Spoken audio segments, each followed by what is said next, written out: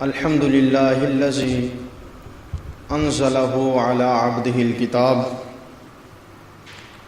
تبصرة لأولي الألباب، والصلاة والسلام على محبوب رب الأرباب وعلى آله وصحبه أولي العلم والحلم والحكم والصواب. ان اللہ وملائکتہ یصلون علی النبی یا ایہا الذین آمنوا صلوا علیہ وسلموا تسلیما. الصلاۃ والسلام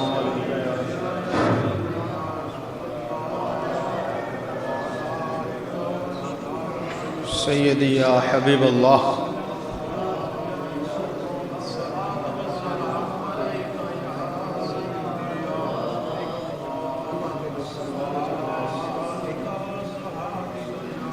الصلاۃ والسلام علیک یا سیدی یا شفیع المذنبین وعلی آلک واصحابک یا ارحم الراحمین. اللہم صلی علی سیدنا محمد وعلی آل سیدنا محمد بقدر حسنہ وجمالہ وجودہ ونوالہ وفضلہ وکمالہ وصحبہ وآلہ وبارک وسلم. حمد و صلاۃ کے بعد نہایت ہی محترم و مکرم سامعین کرام، آج کی گفتگو کا جو عنوان ہے توحید اور شرک. توحید کا معنی کیا ہے؟ توحید کا مفہوم کیا ہے؟ اور شرک کا معنی اور مفہوم کیا ہے؟ اللہ کے قرآن میں توحید کے موضوع پر جو سب سے خوبصورت اور سب سے اہم سورت اتری ہے، اس سورت کا نام سورہ اخلاص ہے. یوں سمجھیں کہ بعض تقریریں چسکا لینے کے لیے ہوتی ہیں اور بعض سمجھنے کے لیے ہوتی ہیں. آج کا عنوان سمجھ سے تعلق رکھتا ہے، آپ نے غور کرنا.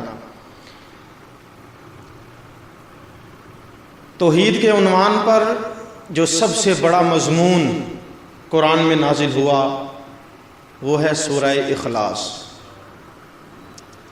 اور شروع کہاں سے ہوتی ہے؟ کل سے.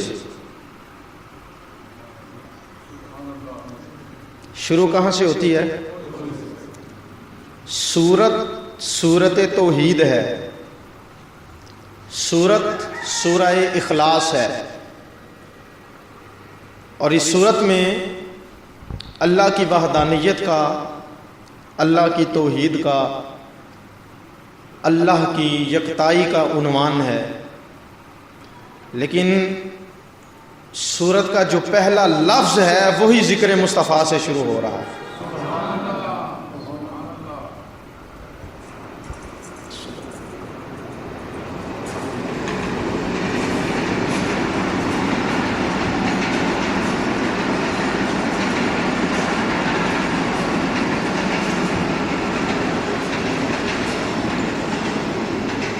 سب سے پہلے یہ یاد رکھیں، اللہ کی مخلوق میں جو سب سے بڑا توحیدی، سب سے پہلا توحید کا ماننے والا وہ ابلیس تھا.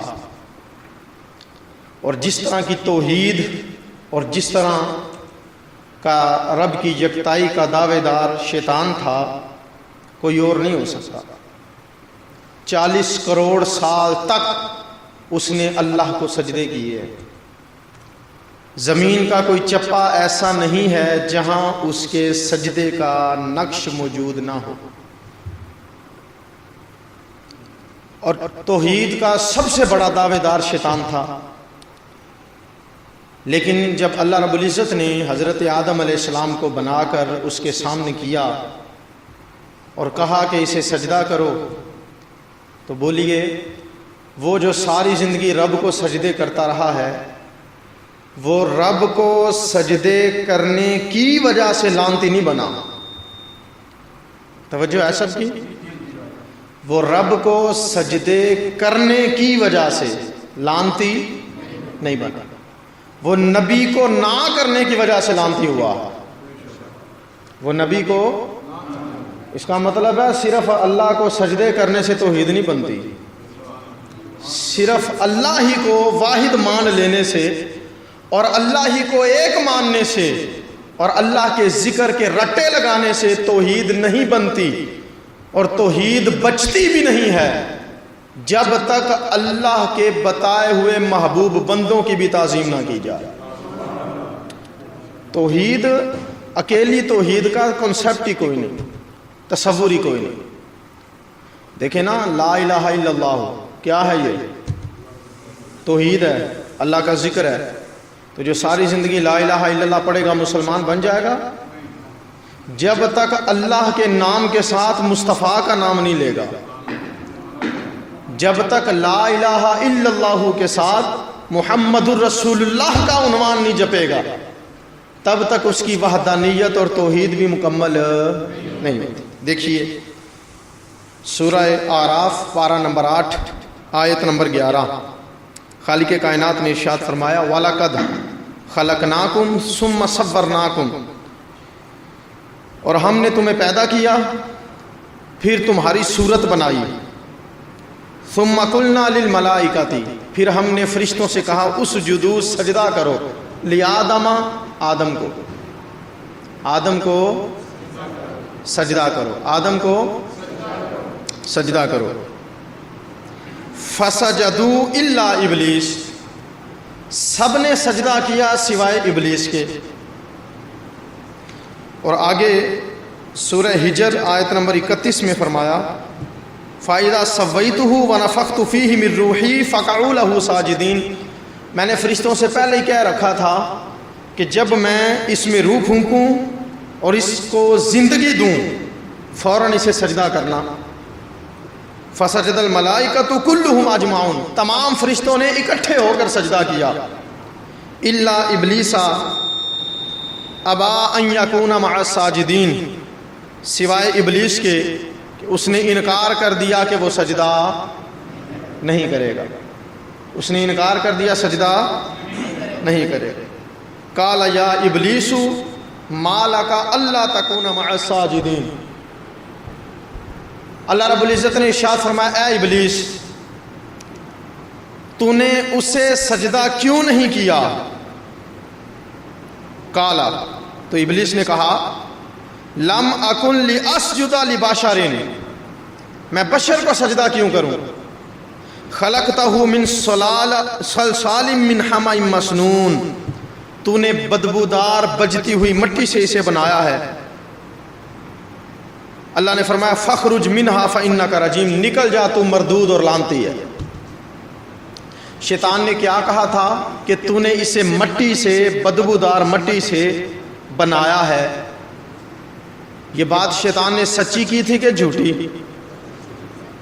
سچ بولا تھا نا بھائی، اللہ نے خود اعلان کیا تھا کہ میں بدبودار مٹی سے بشر بنانے لگا، تو یہی بات ابلیس نے کی۔ تو اللہ کرے تو کوئی مسئلہ نہیں، ابلیس کرے تو مردود ہے۔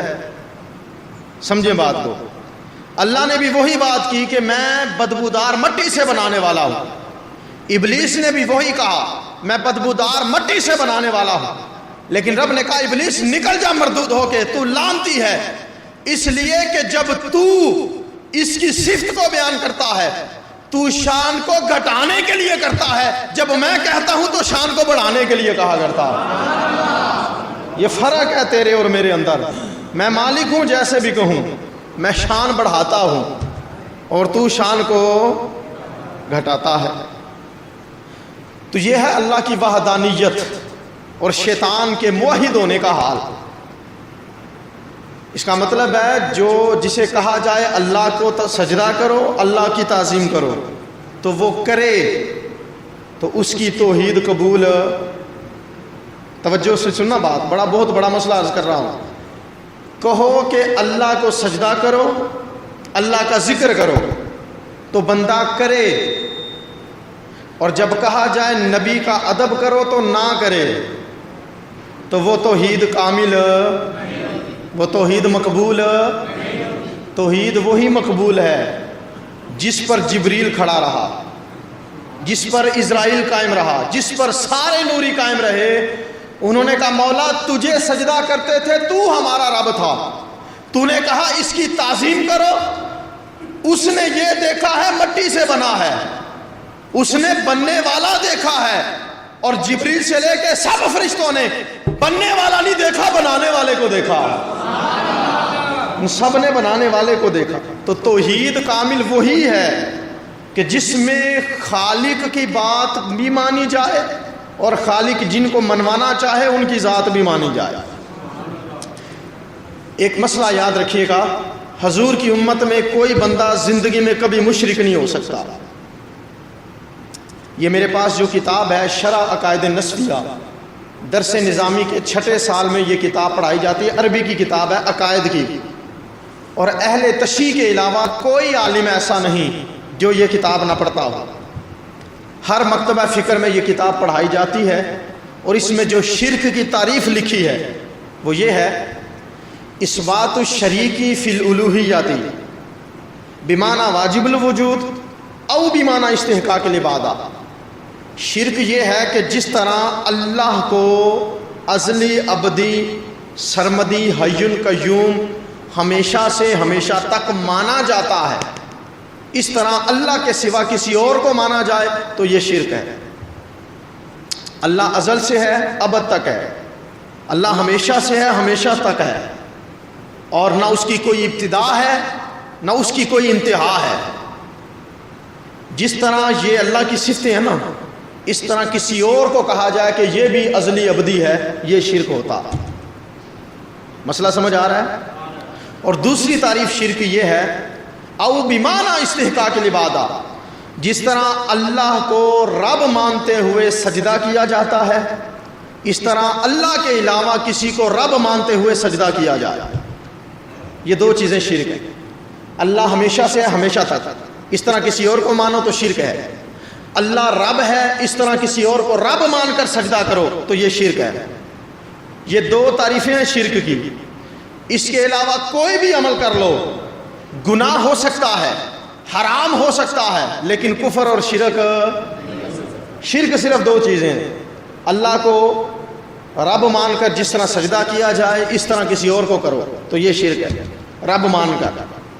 اور اگر رب مان کر سجدہ نہ کرو، ادب کرتے سجدہ کرو، تو یہ حرام تو ہے لیکن شرک نہیں۔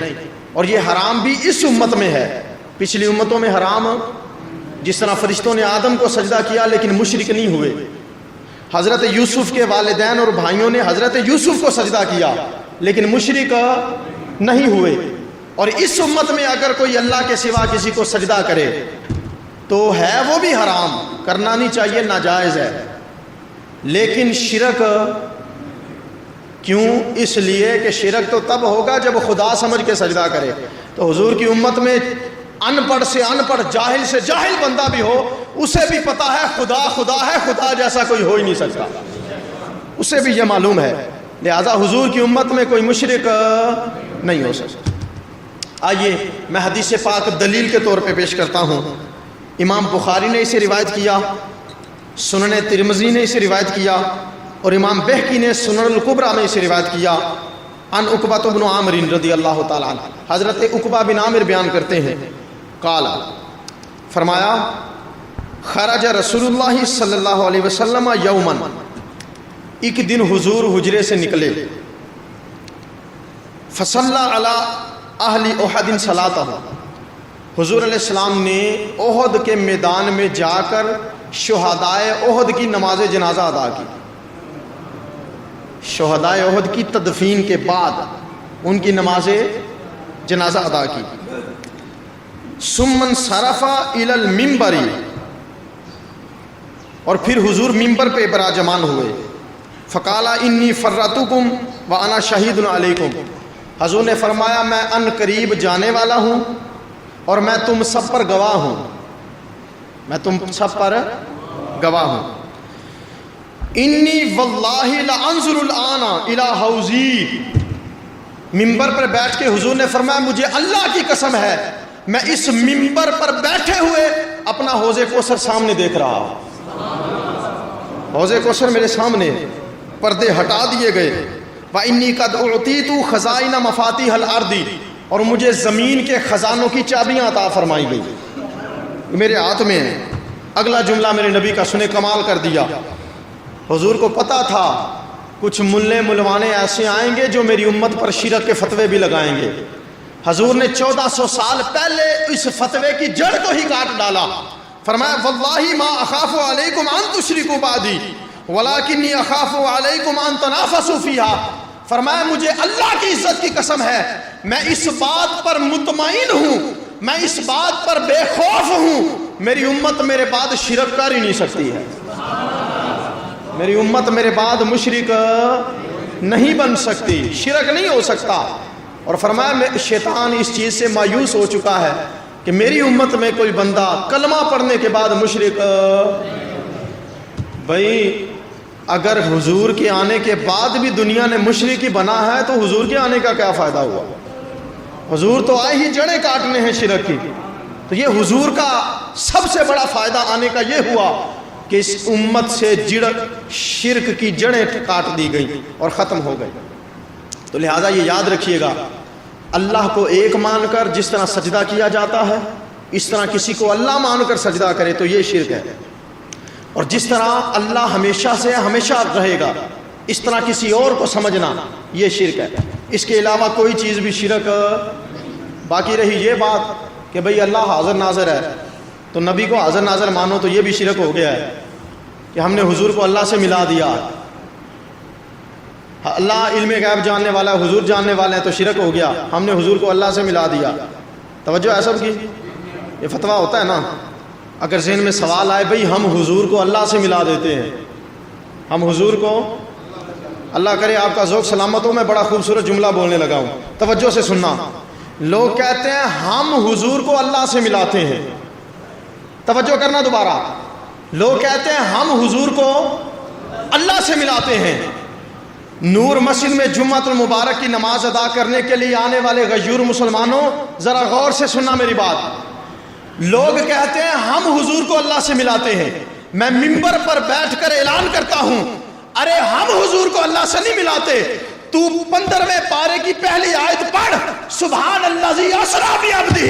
ارے معراج کی رات وہ خود ملا کے مصطفیٰ سے ملتا ہے، ہم نہیں ملاتے، وہ خود بلا کے ملتا ہے. ہم حضور کو اللہ سے نہیں ملاتے، اللہ خود بلا کے محبوب سے. اور دوسرا بات یہ کی جاتی ہے کہ شریک ہیں. ہم حضور کو خدا کا شریک نہیں کہتے. توجہ ہے سب کی؟ ہم حضور کو خدا کا شریک نہیں کہتے، ہم حضور کو خدا کا حبیب کہتے ہیں. شریک اور حبیب میں بڑا فرق ہوتا ہے. شریک کہنے سے حضور کی شان گھٹتی ہے. حضور کو خدا کا شریک کہیں تو حضور کی شان کم ہوتی ہے، اس لیے کہ شریک اسے کہتے ہیں جو آدھے کا مالک ہوتا ہے. انگلش میں پارٹنر کہہ لیں.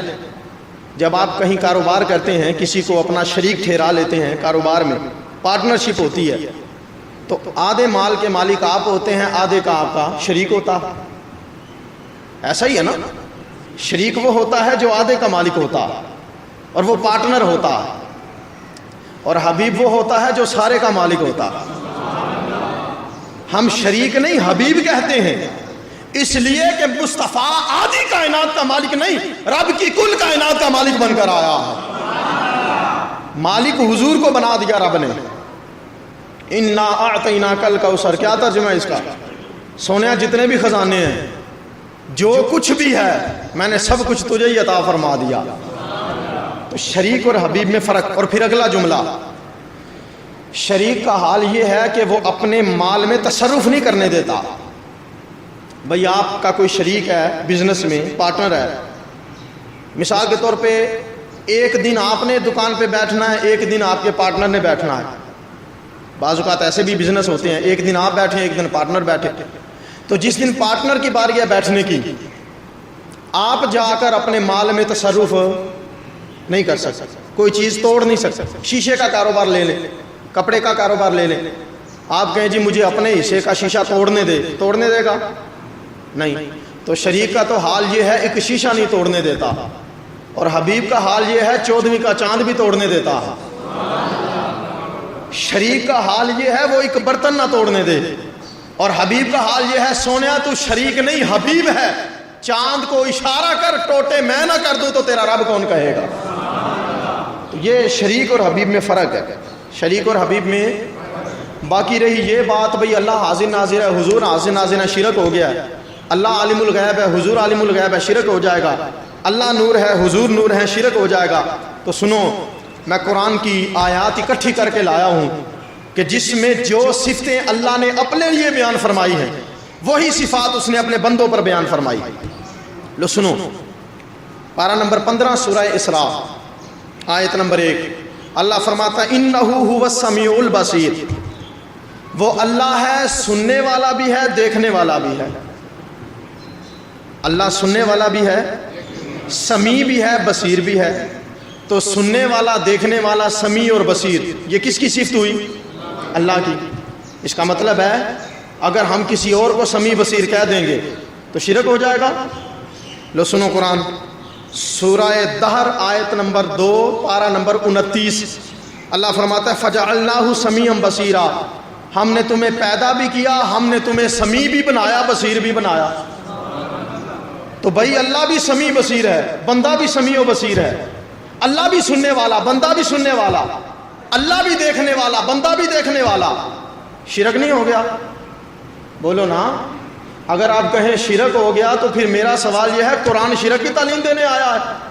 بھائی یہ بھی قرآن کی آیت, یہ بھی قرآن کی آیت. لو اگلی آیت سن لو, پارہ نمبر 2 سورہ بقرہ آیت نمبر 143, اللہ فرماتا ہے ان اللہ بالناس لرؤوف الرحیم, اللہ بندوں پر رؤوف بھی ہے رحیم بھی ہے.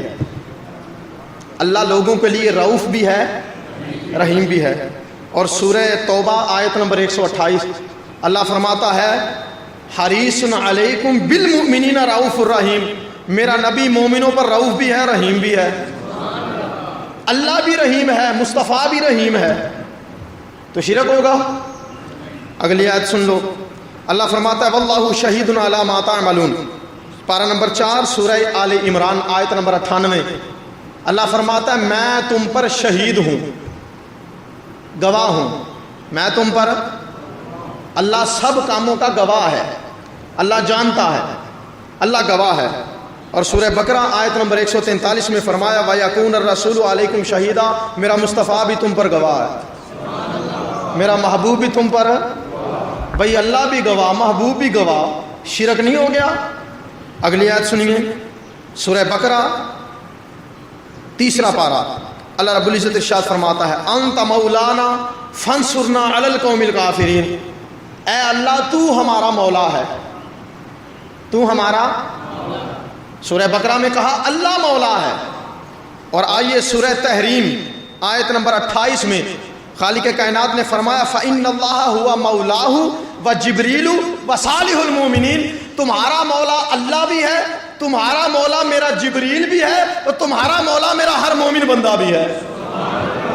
بھئی آپ اشتہار لکھتے ہو, کیا لکھتے ہو؟ حضرت علامہ, بولیے سارے, حضرت علامہ مولانا, اور قرآن میں مولانا اللہ کو کہا. آپ اشتہار میں لکھتے ہو حضرت علامہ مولانا, شرک نہیں ہو گیا؟ اگلی آیت سن لیجئے, اللہ فرماتا ہے ان الحکم الا للہ, سورہ انعام ہے آیت نمبر 57 ہے, فرمایا حکم صرف اللہ کا ہے, حکم صرف اللہ کا ہے. آؤ نا ذرا مدینے میں دیکھو منظر کو, منافق نے مصطفیٰ کا حکم نہیں مانا. حضرت عمر کے پاس یہودی اور منافق آئے, حضرت عمر فاروق نے منافق کا سر تن سے جدا کیا, مدینے میں شور مچ گیا, عمر نے مومن کو قتل کیا, اب قتل کا بدلہ قتل ہوگا. حضور تک بات پہنچی, ادھر رب نے قرآن کی آیت نازل فرمائی, فرمایا فلا وربک لا یؤمنون حتی یحکموک. ادھر کہا تھا حکم اللہ کا چلتا ہے, ادھر کہا سونیا یہ مومن بن ہی نہیں سکتے جب تک میرے محمد کے حکم کو نہیں مان لیتے ہیں صلی اللہ علیہ وسلم. حکم اللہ کا بھی ہے, حکم رسول کا بھی ہے, حکم اللہ کا بھی ہے, حکم حاکم اللہ بھی ہے, حاکم رسول اللہ بھی ہیں. اگلی آیت سنیے، جب آپ نماز پڑھتے ہو سورہ فاتحہ کھولو، قرآن کی پہلی سورت، الحمدللہ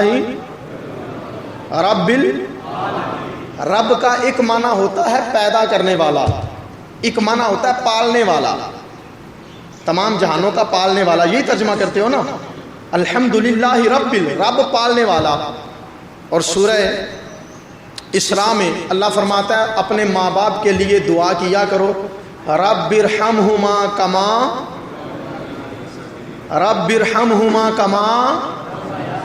ادھر والدین کو بھی رب کہہ دیا، پالنے والے، ماں باپ بھی پالنے والے، اللہ بھی پالنے والا، ماں باپ بھی پالنے والے، شرک نہیں ہو گیا؟ لو اگلی آیت سن لو، میں ذرا ایمان مضبوط کرنے کے لیے اتنے دلائل دے رہا ہوں، وگرنہ قرآن کی تو ایک آیت ہی سب پہ بھاری ہوتی ہے، میں ساری آیتیں اس لیے بیان کر رہا ہوں تاکہ ذرا ذہن واضح ہو جائے۔ اللہ فرماتا ہے هو الذی خلقکم من طین، وہی ذات ہے جس نے تمہیں مٹی سے پیدا کیا، جس نے تمہیں مٹی سے تخلیق کیا، مٹی سے پیدا کیا۔ اور سورہ آل عمران پڑھو، حضرت عیسیٰ علیہ السلام نے مجمع میں اعلان کیا تھا، انی اخلق لکم من الطین، میں بھی مٹی سے پیدا کرتا ہوں، میں بھی مٹی سے۔ وہ پرندے کی صورت بنا کے جو پھونکتے تھے اور وہ اصل صورت بن کے پرندہ اڑتا تھا، اللہ کہتا ہے میں مٹی سے بناتا ہوں، عیسیٰ کہتے ہیں میں مٹی سے بناتا ہوں، تو شرک نہیں ہو گیا؟ لو اگلی آیت اور سن لو، سورہ یونس ہے، آیت نمبر 65 ہے، اللہ فرماتا ہے ان العزت للہ جمیعا، عزت ساری کی ساری صرف اللہ کے لیے، عزت ساری کی ساری کس کے لیے ہے؟ سارے بولیے عزت کس کے لیے ہے؟ میں نے شروع میں عرض کیا کچھ تقریریں چسکا لینے والی ہوتی ہیں اور کچھ سمجھنے والی ہوتی ہیں، آج کا خطاب سمجھ سے تعلق رکھتا ہے۔ اللہ فرماتا ہے عزت ساری کس کے لیے؟ سارے بولیے عزت کس کے لیے ہے؟ اللہ کی۔ اور سورہ منافقون میں اللہ فرماتا ہے وَلِلَّهِ الْعِزَّةُ وَلِرَسُولِهِ وَلِلْمُؤْمِنِينَ، عزت اللہ کی بھی ہے، عزت رسول کی بھی ہے، اور عزت ایمان والوں کی بھی ہے۔ تو اللہ کے لیے بھی عزت، رسول کے لیے بھی عزت، ایمان والوں کے لیے بھی عزت۔ تو کیا معنی ہے بھائی؟ حاکم اللہ بھی ہے، حاکم رسول اللہ بھی ہیں، عزت اللہ کی بھی، عزت اس کے محبوب کی بھی، عزت ایمان والوں کی بھی، مولا اللہ بھی ہے، مولا جبریل بھی ہے، مولا ایمان والے بھی ہیں، اور فرمایا رؤوف الرحیم اللہ بھی ہے، رؤوف الرحیم رسول اللہ بھی ہیں۔ ان ساری آیات کو اکٹھا کرو تو مقابلہ کر کے بتاؤ اس کا معنی کیا ہوگا؟ تو علماء نے بیان کیا ہے معنی سادہ سا ہے، عزت اللہ کی بھی، عزت رسول کی بھی، حاکم اللہ بھی، حاکم رسول اللہ بھی، رؤوف اللہ بھی، رؤوف نبی بھی، رحیم اللہ بھی، رحیم نبی بھی، کریم اللہ بھی ہے، کریم رسول اللہ بھی ہے، حافظ اللہ بھی ہے، حافظ قرآن کا بھی ہوتا ہے۔ فرمایا فرق صرف اتنا ہے، یہ ساری صفتیں اللہ کی اپنی ہیں، اللہ کی ذاتی ہیں، اس کو کسی نے عزت والا نہیں بنایا، وہ خود عزت والا ہے، اس کو کسی نے رحیم نہیں بنایا، وہ خود رحیم ہے، اس کو کسی نے کریم نہیں بنایا، وہ خود کریم ہے، اس کو کسی نے علم غیب نہیں دیا، وہ خود عالم الغیب ہے، اور اس کے جتنے بندے ساری عزتوں کے مالک ہیں وہ اللہ کی عطا سے بنے ہوئے ہیں۔ یہ سادہ سی تشریح ہے، جتنی صفتیں اللہ کی اور جتنی صفتیں وہی بندوں کی، فرق صرف اتنا ہوگا اللہ اپنی طاقت سے بنا ہے اور ان کو اس نے بنایا ہے۔ لو سمجھو بات کو، جب ہم کہتے ہیں نبی عالم الغیب ہے تو معنی یہ ہوتا ہے اللہ کو علم غیب کسی نے نہیں دیا، وہ خود جانتا ہے، اور مصطفیٰ پیارے کو اس نے خود بتایا۔ اللہ مالک ہے اور حضور بھی مالک ہیں، وہ خود مالک ہے اور ان کو اس نے بنایا ہے۔ ان کو سمجھ آگی بات کی؟ سارے توجہ سے سنیے بات۔ میں نے شروع میں عرض کیا تھا توحید کے بیان کے لیے جو سب سے اہم صورت اتری وہ ہے قل هو اللہ احد۔ وہ کیا ہے؟ قل هو اللہ احد، وہ اللہ ایک ہے، اللہ الصمد، وہ بے نیاز ہے، لم یلد ولم یولد، نہ اس کا بیٹا نہ وہ کسی کا بیٹا، نہ اسے کسی نے پیدا کیا، نہ اس نے کوئی اولاد بنائی، نہ اسے کسی نے اپنی اولاد بنایا۔ آگے فرمایا ولم یکن لہ کفوا احد، اولاد تو تب ہو جب سانج کی بیوی ہو، اولاد تو تب ہو جب برابری کی برادری ہو، اور کوئی قبیلہ ایسا ہو جو برابر والا ہو اور بیوی ہو, رشتہ ہو, پھر اولاد بنتی ہے. فرمایا اولاد کیسی ہوگی, اس کا تو برابری والا ہی کوئی نہیں ہے. وَلَمْ يَكُنْ لَهُ كُفُوًا أَحَدٌ, اس کا ہمسر کوئی نہیں, اس کا کفو کوئی نہیں, اس کی برابری والا کوئی نہیں. لوگوں, قرآن کے اندر جہاں جہاں توحید کا ذکر ہے, ساری جگہوں سے سب سے زیادہ اہم سورت سورہ اخلاص ہے, اور اس کا پہلا لفظ ہی رسالت کو بیان کر رہا. فرمایا کل, سونیا تو کہہ دے, سونیا تو کہہ دے وہ اللہ ایک ہے. یا اللہ ڈائریکٹ بھی تو کہہ دیتا اللہ ایک ہے تو بات میں شک کوئی نہیں تھا.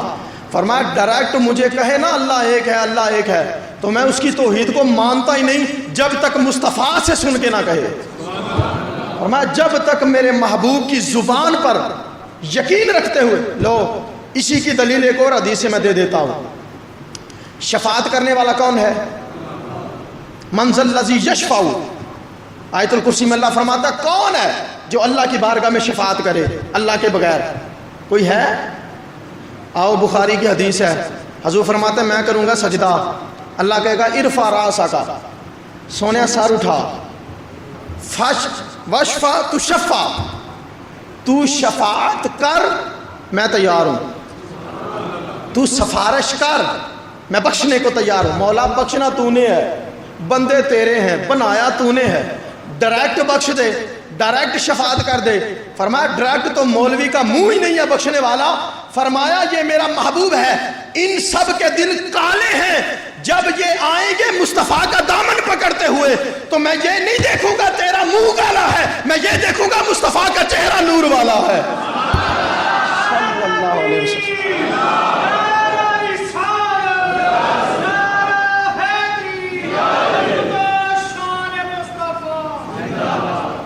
لو سنو توجہ سے, اللہ فرماتا ہے کل, سونیا تو کہہ, شفاعت میں نے کرنی ہے لیکن ذرا تو سفارش کر, تو شفاعت کر. توحید میری ہے لیکن بیان رسالت سے شروع ہو رہی ہے. یاد رکھیں, درجے میں توحید پہلے نمبر پر ہے اور رسالت دوسرے نمبر پر ہے.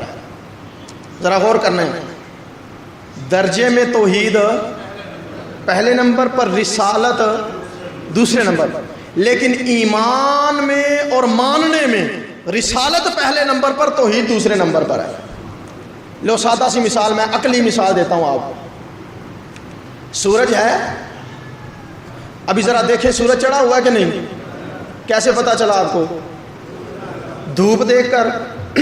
بھئی دھوپ سے پتا چلا سورج ہے, تو وجود میں سورج پہلے ہے, دھوپ بعد میں. سورج نہ ہوتا تو دھوپ بھی نہ ہوتی. تو وجود میں ہونے میں اپنی ذات میں سورج پہلے نمبر پر ہے, دھوپ دوسرے نمبر پر ہے. لیکن جب ہم نے مانا کہ سورج ہے تو ہم نے پہلے دھوپ کو مانا, ہم نے پہلے دھوپ کو دیکھا, غور کیا کہ دھوپ ہے, اس کا مطلب ہے سورج بھی ہے. تو آپ سمجھیں اس بات کو, بڑی سمپل سی بات ہے, کامن سینس کی بات ہے. وجود میں سورج پہلے, دھوپ بعد میں, اور ماننے میں دھوپ پہلے سورج بعد میں. یہی وجہ تھی جب حضور نے عقیدہ توحید کا اعلان کرنا تھا, اپنی نبوت کا اعلان کرنا تھا, تو بات رب کی منوانی تھی, آغاز اپنی ذات فرمایا تھا. بات رب کی کرنی تھی, آغاز اپنی ذات سے فرمایا. میں کہوں پہاڑ کے پیچھے لشکر آ رہا ہے, مانو گے؟ تو کیا کہا تھا انہوں نے, مانیں گے. فرمایا اگر میرے کہے پر بن دیکھے اس لشکر کو مانو گے, میرے کہے پر بن دیکھے اس رب کو بھی مان لو. ابو جہل آیا, ابو بکر کوئی کہے, ذرا توجہ سے سنا, عشق والی بات ہے. مولانا روم نے مسلمی میں لکھا, حضرت ابو بکر کے پاس ابو جہل آیا, کوئی کہے راتوں رات ہو کے آیا ہوں, مانو گے؟ کہا نہیں مانوں گا. فرمایا, وہ بڑا خوش ہوا, اس نے کہا لو سنو پھر, تیرا نبی کہتا ہے, تیرا نبی کہتا ہے. حضرت ابو بکر نے سوچا نہیں, غور نہیں کیا, فوراً کہا مانتا ہوں. ابھی کہا تھا نہیں مانتا, کوئی کہے دیکھ کے آیا ہوں, نہیں مانتا. اور اس نے فوراً کہا, حضور نے کہا مانتا ہوں. اس نے کہا لو جی بڑی عجیب بات ہے, کوئی بندہ کہے تو ماننے کو تیار نہیں, تیرا نبی کہے تو مانتا ہے. مولانا روم نے بڑا خوبصورت جملہ لکھا عشق کی زبان میں. جو عقل کے ترازو میں مسلوں کو تولنے والے لوگ ہیں نا، یہ بات ان کے لیے نہیں کرنے لگا. اقبال نے کہا تھا عقل کو تنقید سے فرصت نہیں، عشق پر اعمال کی بنیاد رکھ. اب یہ بات عاشقوں کے لیے کرنے لگا ہوں. حضرت ابو بکر نے کہا تو حیران ہوتا ہے کہ میں نے نبی کی کہی بات کو مان لیا کہ راتوں رات ہو کے آئے ہیں. خدا کی قسم یہ تو چھوٹی بات ہے. اگر میرا نبی یہ کہہ دیتا کہ راتوں رات اللہ فرش پہ اترا تھا اور مکے کی گلیاں پھرتا رہا، ابو بکر وہ بھی ماننے کو تیار.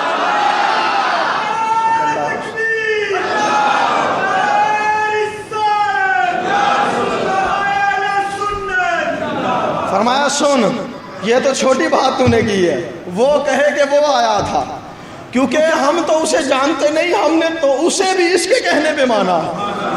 ہم نے تو رب کا ہونا بھی مصطفیٰ کے کہنے پہ مانا. اور یاد رکھیں پوری دنیا میں حضور کے عاشقوں میں جتنے کٹے ہیں، جتنے لٹے ہیں، جتنے شہید ہوئے ہیں، جتنوں نے تن من دھن قربان کیا ہے، اللہ دیکھ کے قربان نہیں ہوئے.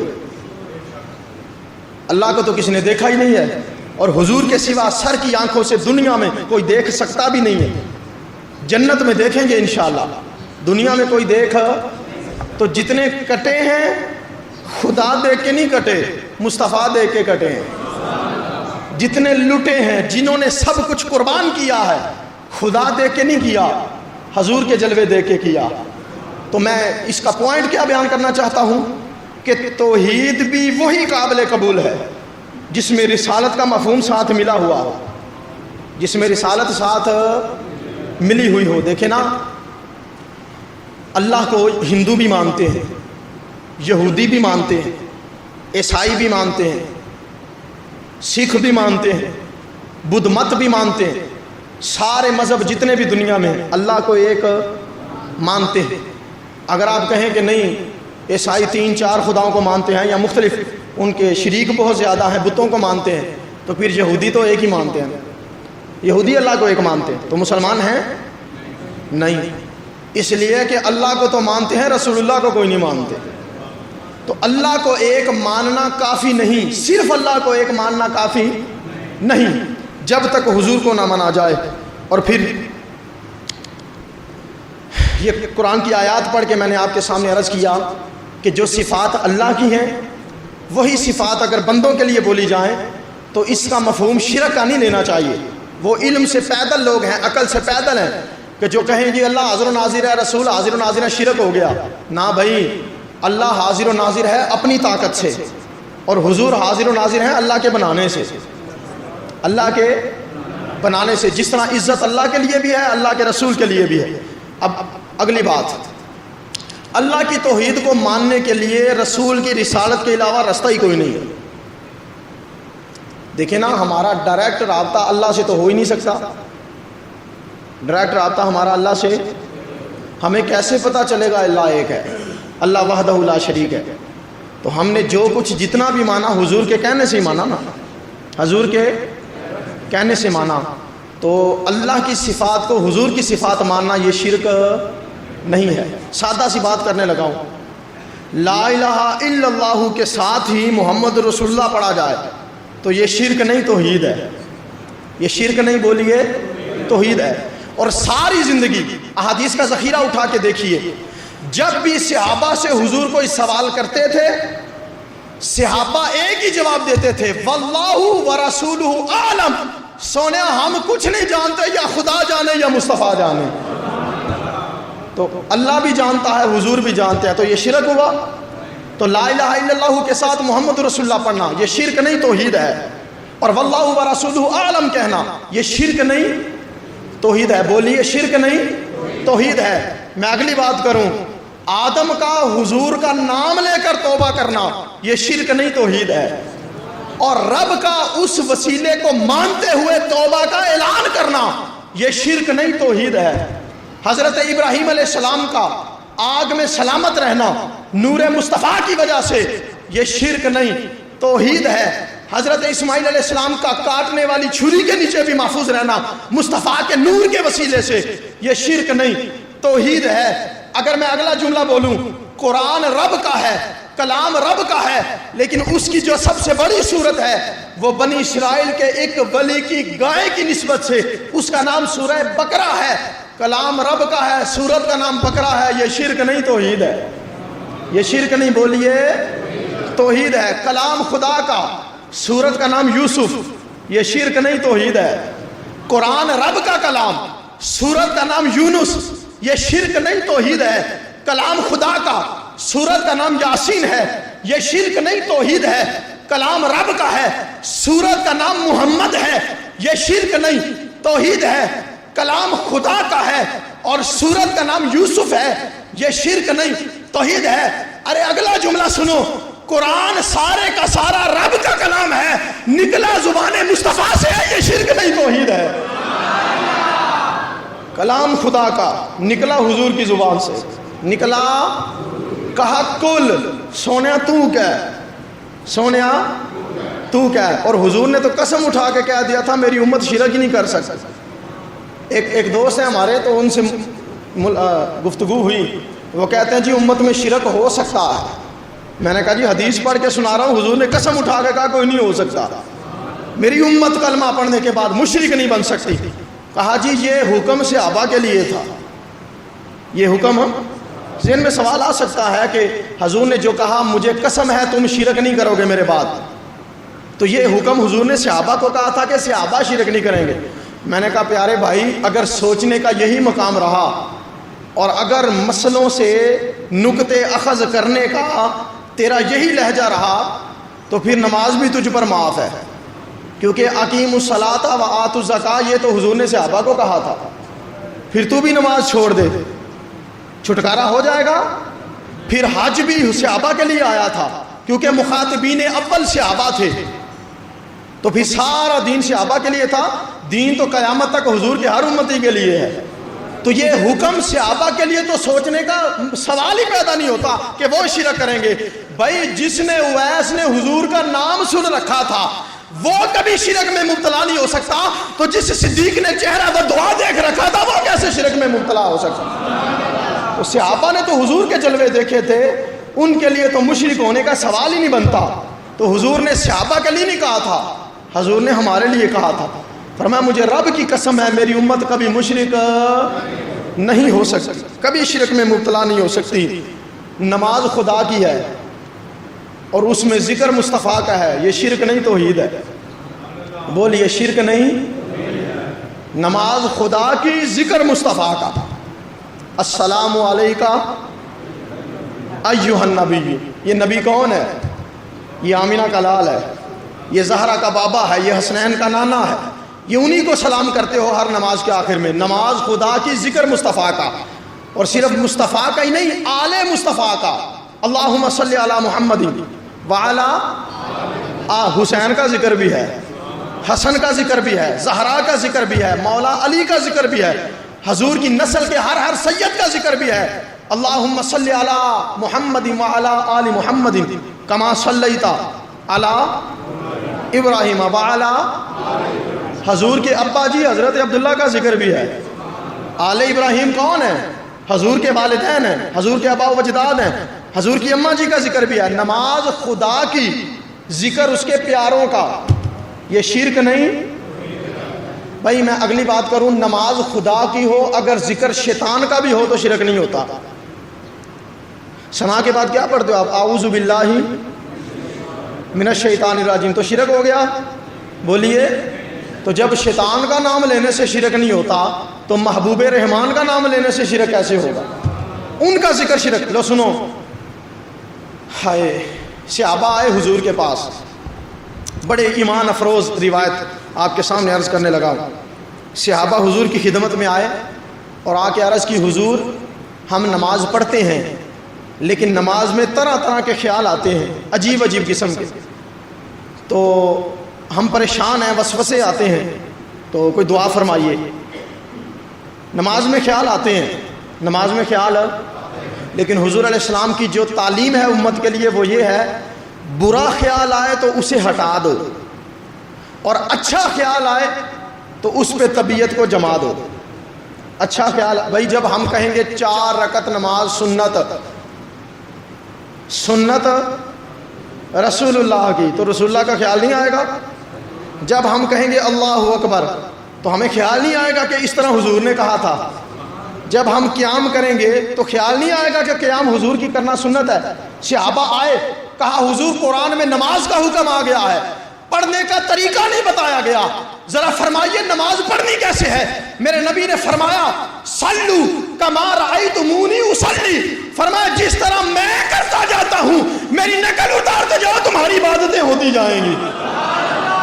فرمایا مجھے دیکھتے جاؤ جس طرح میں پڑھتا ہوں، جس طرح میں قیام کرتا ہوں۔ تو جب ہم قیام کریں گے تو خیال نہیں آئے گا کہ حضور نے اس طرح کیا تھا۔ جب رکوع صحابہ آئے حضور خیال آتا ہے، فرمایا چلو اب انداز دیکھیں تربیت کا میرے نبی کا، فرمایا سارے صحابہ نماز پڑھو، جو خیال کے بغیر نماز پڑھے گا، امام حاکم نے لکھا مستدرک میں، فرماتے حضور نے فرمایا جو خیال کے بغیر نماز پڑھے گا میں اسے اپنی کملی عطا فرماؤں گا، میں اسے اپنی چادر دوں گا، میں اسے اپنی، اللہ کرے سبحان اللہ تھوڑا اونچا بولے تو زیادہ ذوق بن جائے گا۔ اب تربیت دیکھیں میرے نبی کا انداز، فرمایا جو نماز بغیر خیال کے پڑھے گا مصطفیٰ اسے اپنی چادر دے گا۔ اچھا اب صحابہ فرماتے ہم نے شروع کی نماز، کسی کو رکوع میں آ گیا، کسی کو سجدے میں آ گیا، مختلف قسم کے خیالات ہمیں بھی آتے ہیں، صحابہ کو بھی آتے تھے۔ حضرت مولا علی فرماتے ہیں میں نے ساری نماز پڑھی، سلام پھیرا تو حضور علیہ السلام نے مجھ سے پوچھا علی تجھے خیال نہیں آیا نماز میں کوئی بھی؟ تجھے نماز میں کوئی خیال؟ عرض کی حضور میں نے ساری نماز پڑھنی تھی لیکن جب میں پہنچا نا اس جملے پہ السلام علیکہ ایھا النبی، جب آپ کا ذکر آیا نا تو میرے دل میں خیال آیا پتہ نہیں حضور کون سی چادر عطا فرمائیں گے۔ بھائی حضور نے کہا تھا نماز پڑھو بغیر خیال کے، میں چادر دوں گا۔ حضور مجھے خیال آیا پتہ نہیں کون سی چادر ملے گی، کالے رنگ کی ملے گی، سفید رنگ کی ملے گی، سرخ دھاری دار ملے گی، یمنی چادر ملے گی، پتہ نہیں کون سی کملی عطا فرمائیں گے۔ اب میرے نبی کی تربیت کا انداز دیکھو، حضور نے فرمایا علی تو نے خیال اچھا سوچا ہے، نماز کی حالت میں تجھے محبوب خدا کا خیال آ گیا ہے، تو نے مجھے راضی کر دیا، میں اپنی چادر علی کو تحفے میں عطا فرماتا ہوں۔ حضور نے چادر عطا فرمائی تو نماز میں خیال آئے گا اور حضور کا ہی آئے گا۔ نماز میں خیال بھئی السلام علیکہ ایھا النبی، حضور کا خیال آئے گا۔ انعمت صراط الذین انعمت علیہم، مولا ان کے رستے پہ چلا جن پر تیرا انعام ہے۔ انعام کن پر ہے؟ انعم اللہ علیہم من النبیین والصدیقین والشہداء والصالحین، قرآن ہے۔ اللہ فرماتا ہے نبی پر میرا انعام ہے، صدیق پر بھی میرا انعام ہے، نیک بندوں پر بھی میرا انعام ہے، شہیدوں پر بھی میرا انعام ہے۔ جب ہم کہیں گے یا اللہ ان کے رستے پہ چلا جن پر تیرا انعام ہے تو ہمیں خیال نہیں آئے گا وہ لوگ کون سے ہیں، کن کے رستے پر چلے۔ بھائی سادہ سی بات ہے، اگر میں نماز پڑھاؤں آپ کو، چلو مثال کے طور پہ ابھی جمعے کی نماز پڑھاؤں میں آپ کو، اور جمعے کی نماز میں آیت پڑھوں سورہ کہف کی، وَقَلْبُهُمْ بَاسِطٌ ذِرَاعَیْہِ بِالْوَصِیدِ، اور ان کا کتا، ترجمہ اس آیت کا یہ ہے ان کا کتا غار کی چوکھٹ پر اپنی کلائیاں بچھا کے بیٹھا ہوا ہے۔ اصحاب کہف کے کتے کا ذکر ہے۔ اگر میں یہ آیت پڑھ لوں نماز میں ہو جائے گی نماز؟ سارے بولیے، سارے بولو نا اونچی آواز سے، ہو جائے گی نماز؟ اصحاب کہف کے کتے کا ذکر کروں وہ جو آیتوں میں آیا ہے، اگر وہ آیتیں نماز میں پڑھوں نماز میں کوئی فرق پڑے گا؟ اگر حضرت سلیمان علیہ السلام کو دیکھ کر بولنے والی چیونٹی کا ذکر جہاں ہے وہ پڑھ دوں نماز میں کوئی فرق آئے گا؟ اگر بنی اسرائیل کی ولی کی گائے کا ذکر جس صورت میں ہے، وہ بکرا اس گائے کا ذکر جن آیتوں میں ہے وہ آیتیں پڑھ لوں نماز میں فرق آئے گا؟ والعادیات ضبحا فالموریات قدحا فالمغیرات صبحا، اللہ فرماتے ہیں مصطفیٰ کے صحابہ جب گھوڑے پہ سوار ہو کے میدان جہاد میں جاتے ہیں، ان کے گھوڑوں کے سم سے اڑنے والی جو مٹی ہے مجھ رب کو اس مٹی کی بھی قسم ہے، اللہ اس کی قسمیں اٹھاتا ہے۔ حضور کے صحابہ کے گھوڑوں کے ٹاپوں کا ذکر جن آیتوں میں آیا ہے وہ پڑھ لوں نماز میں فرق آ جائے گا؟ لو ساری باتیں چھوڑو، ابو لہب سب سے بڑا دشمن میرے نبی کا، اور پوری سورہ لہب اس کے رد میں اللہ نے نازل فرمائی، اگر میں تبت یدا ابی لہب وتب پڑھ لوں نماز ہو جائے گی؟ کیوں؟ اس لیے کہ یہ قرآن ہے، اور قرآن میں اللہ نے ذکر فرمایا، اور ابو لہب کا ذکر بھی اس لیے کیا کہ اس نے گستاخی کی تھی مصطفیٰ کی، اور حقیقت میں یہ جو پوری صورت ہے یہ ابو لہب کے رد میں بھی اتری ہے اور مصطفیٰ کی عظمت و شان کے بیان میں بھی اتری ہے، اس لیے نماز ہو جائے گی۔ اور وہ جو اصحاب کہف کے کتے کا ذکر ہے، چونکہ اس کی نسبت ولیوں کے ساتھ تھی اور یہ شان ولیوں کی بیان ہو رہی ہے، اس لیے نماز ہو جائے گی۔ اور جس گھوڑے پہ سوار ہو کے صحابہ جاتے ہیں وہ گھوڑا صحابہ کا ہے، صحابہ محمد عربی کے غلام ہیں، اس لیے یہ شان مصطفیٰ ہی کی بیان ہو رہی ہے، نماز ہو جائے گی۔ الف لام میم سے لے کے والناس تک پورے کا پورا قرآن نعت مصطفیٰ ہے، جہاں سے بھی پڑھو گے نماز ہو جائے گی۔ معنی صرف اتنا ہے، مالک اصل میں حقیقی عزتوں کا مالک اللہ ہے، مالک اللہ ہے، خالق اللہ ہے، رؤوف رحیم اللہ ہے، کریم اللہ ہے، رحمان اللہ ہے، عالم الغیب اللہ ہے، حاضر و ناظر اللہ ہے، لیکن یہ ساری شانیں اس نے اپنی عطا سے اپنے مصطفیٰ کو بھی عطا فرما دی ہیں۔ یہ فرق ہے صرف۔ حضور کی امت میں کوئی مشرک نہیں ہو سکتا، یاد رکھیں۔ جو بندہ کسی کو بلا وجہ مشرک کے فتوے لگاتا ہے، حضور فرماتے ہیں، مسلم کی حدیث ہے، ایک زمانہ آئے گا میری امت پر لوگ شرک کے فتوے لگائیں گے۔ صحابہ نے کہا حضور مشرک کون ہوگا؟ حضور نے فرمایا جو فتویٰ لگانے والا ہے وہ خود ہوگا، جو فتویٰ لگانے والا ہے وہ خود ہوگا۔ اس لیے کہ جب ہم کسی پر لعنت کرتے ہیں، اگر تو وہ لعنت کا مستحق ہو تو لعنت اس پر جاتی ہے، اور اگر وہ لعنت کا مستحق نہیں ہے تو جو کرنے والا ہے لعنت اس پر لوٹ جاتی ہے۔ اسی طرح کفر اور شرک کا فتویٰ بھی ایسا ہے، جب ہم کسی کو کافر کہیں، اگر وہ کافر کا حقدار فتوے کا ہو تو یہ فتویٰ اس پر لگتا ہے، اور اگر وہ ایمان والا ہے تو کفر کا فتویٰ لگانے والے پر لوٹ آتا ہے۔ حضور فرماتے ہیں میری امت میں جو کلمہ پڑھ لیتا ہے شرک کبھی نہیں کر سکتا، جو ان کو مشرک کہے گا مشرک وہ کہنے والا خود ہوگا۔ اللہ رب العزت کی بارگاہ میں دعا ہے۔ اب مضمون اور بھی بہت سارا تھا، بہرحال بات سے بات چلی اور ٹائم ختم ہو گیا۔ اللہ رب العزت ہم سب کو قرآن کا فہم عطا کر کے عمل کی توفیق نصیب فرمائے۔ وما علینا الا البلاغ۔